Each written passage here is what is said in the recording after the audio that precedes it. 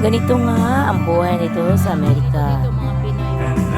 Mag-party-party, mga kapwa Pilipino pagdating ng Sarere. Magsama-sama. Kasi minsan lang yung party. Mga kaibigan ko, mga kasama sa trabaho, mga boss, lahat. Sama-sama yan. Magpa-party dito. Kasi yan, kanta-kanta. Yun ang trabaho dito sa Amerika kasi syempre pagod sa trabaho dito, focus sa trabaho, Lunes hanggang Biyernes. Tapos pagdating naman sa Sabado, pag may party, magkita-kita din lahat. Kung hindi kayo magkakilala naman kayo sa party. Ganyan ang ano dito sa Amerika kasi yan. Minsan, party-party din pag may time.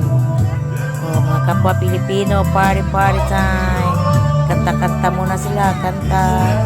Pagkatapos ng kanta na naman, ay magsasayawan na naman. Kaya magsasayawan na yung mga yan. Ganyan muna. Dito sa Amerika, hindi uso ang kainan ng maigi pag party.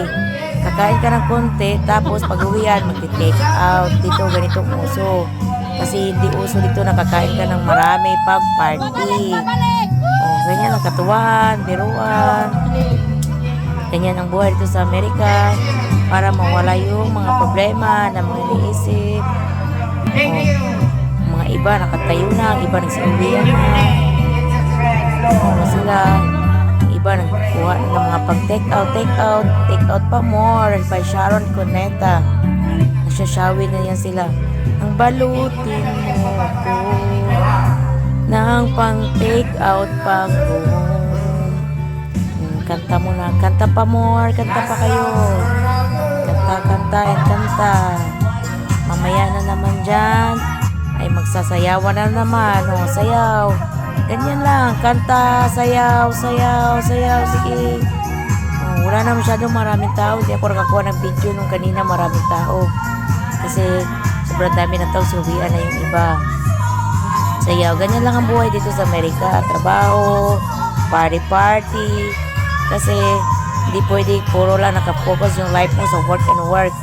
O, salamat sa inyong lahat sa suporta sa amin. Sana naman nakikita rin si Kasoho dito sa Delano, California. Mga Pilipino na nagtatrabaho pagkatapos magsama-sama pagdating ng Sabado. Pag may party, nagkakaisa. O, ganun lang o. Para silang mga ages daw. O, sex pa mata. Kinakanta nila.